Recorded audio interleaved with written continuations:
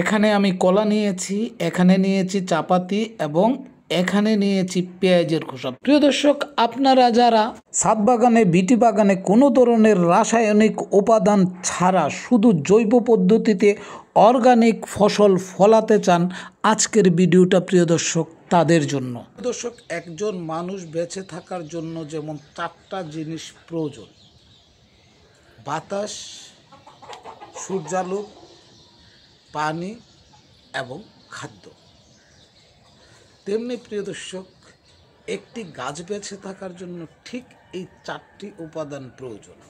যেমন বাতাস প্রয়োজন, পানি প্রয়োজন, সূর্যালোক প্রয়োজন এবং খাদ্য প্রয়োজন। তো প্রিয় দর্শক, এখন আপনার বাগানে বিভিন্ন রকম গাছ আছে।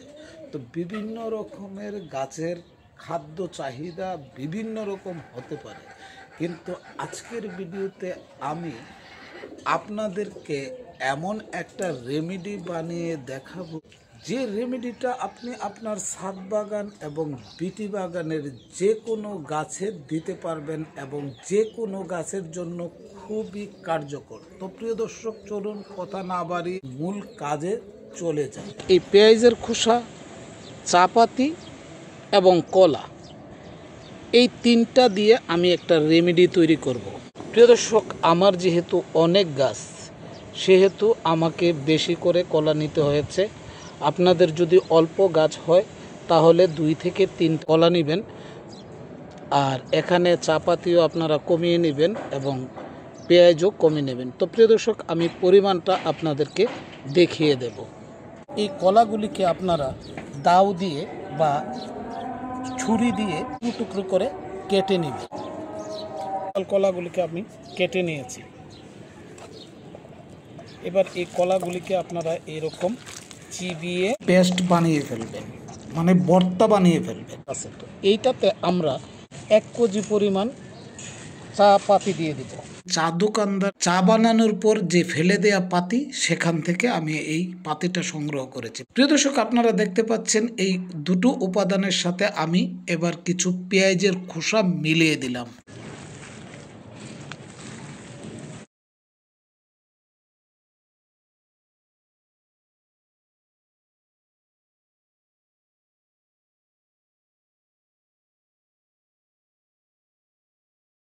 তিন লিটার পরিমাণ পানি এতে রেখেছি। এখন প্রিয় দর্শক, এই যে মিশ্রণটা বালতির মধ্যে আমি দিয়ে দিব।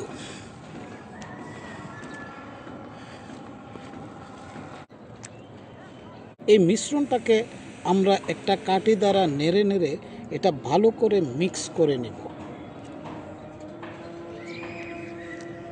আমি এই মিশ্রণটাকে 2টা পাত্র নিয়ে নিয়েছি। এখানে আছে চাপাতি, পেঁয়াজের খোসা এবং কলার পেস্ট। প্রিয় দর্শক, এই মিশ্রণের সাথে আমি আরেকটা উপাদান যোগ করব। 2 মুঠ পরিমাণ সরিষার খোল। এটা 4 কেজির জন্য এই 2 মুঠ দিবেন। এবার প্রিয় দর্শক, এই সবগুলি উপাদানকে আপনারা একসাথে একটা কাঠি দ্বারা নেড়ে সবগুলা উপাদান আপনারা একসাথে মিশিয়ে নেবেন। দেখুন কীরকম হয়ে গেছে পানিটা। এভাবে আপনারা মিশিয়ে নেবেন ভালোভাবে। এখানে এটা কমপ্লিট প্রিয় দর্শক। এবার এটা মিশিয়ে নেবেন। একটা পলিথিন কাগজ দিয়ে এই মিশ্রণটাকে 4 দিন রেখে দেবেন, যেন প্রিয় দর্শক এইটা পচে যায়। পলিথিন কাগজটা ঢেকে দিলে প্রিয় দর্শক যে বিষয়টা হবে, এই যে ভিতরে যে উপাদানগুলি আছে, এই উপাদানগুলি তাড়াতাড়ি পচে একটা ফাইন সার তৈরি হবে। এই যে গাছের জন্য যে একটা ফাইন সার তৈরি করার প্রথম ধাপটা আমি কমপ্লিট করেছি। দ্বিতীয় ধাপ কমপ্লিট করার জন্য আমাকে 4 দিন অপেক্ষা করতে হবে। আপনারা বাগানের একটা সাইডে রেখে দিবেন, ঠিক আছে প্রিয় দর্শক। আর যদি সম্ভব হয় আপনারা এইটাকে ডেকে দিবেন। আমি প্রিয় দর্শক এখানে আমার কবুতরের বাসা থেকে ডাকনা এনে এটা আমি উপরে দিয়ে দিব, যেন পলিথিনটা কোনোভাবে উড়ে না যায়। যদি আপনাদের ডাকনা না থাকে তাহলে পলিথিনটা আপনারা বেঁধে দিবেন যেন পলিথিনটা উড়ে না যায়। যেহেতু আমার ডাকনা আছে সেহেতু আমি এইটাকে এইভাবে ডেকে দিলাম। তো প্রিয় দর্শক, আমার প্রথম কাজ কিন্তু শেষ। পরবর্তী ধাপ তৈরি করার জন্য 4 দিন অপেক্ষা করতে হবে। তো প্রিয় দর্শক, ফিরব 4 দিন পর। প্রিয় দর্শক, ফিরে এলাম 4 দিন পর। আজকে প্রিয় দর্শক এইগুলি আপনাদের সামনেই খুলব। আপনারা দেখুন আমার মিশ্রণটা কেমন হয়েছে।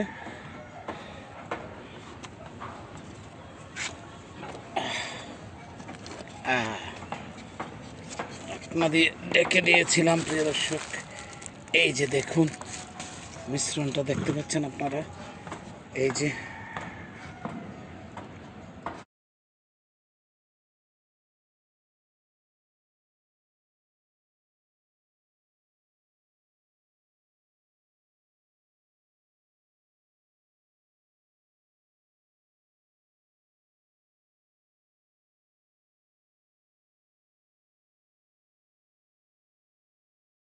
প্রিয় দর্শক, এটাকে আপনারা ভালোভাবে নেড়ে নেবেন যেন এখানে গুটি কিছু না থাকে, ভেঙে যায় সব।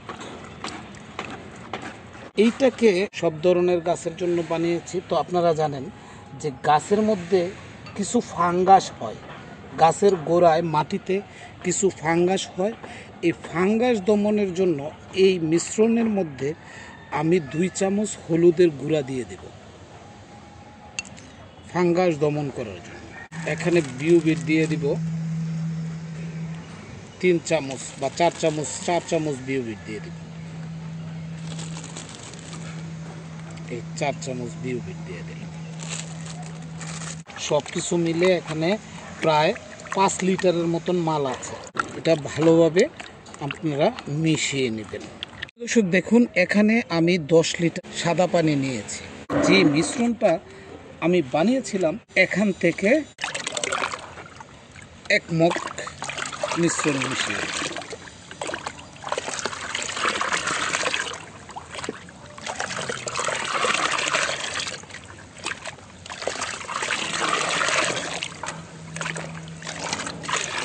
দেখেন প্রিয় দর্শক, মিশ্রণটা কত সুন্দর হয়েছে দেখছেন।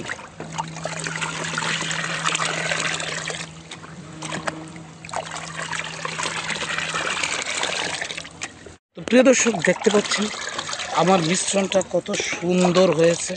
প্রিয় দর্শক, এই মিশ্রণটা যত বেশি নাড়বেন তত বেশি পাতলা হবে, এবং পাতলা হয়ে গেলে প্রিয় দর্শক আপনার টবে থাকা যে গাছ, সেই গাছের চতুর্পাশে 1 মগ পরিমাণ পানি আপনারা দিয়ে দিবেন।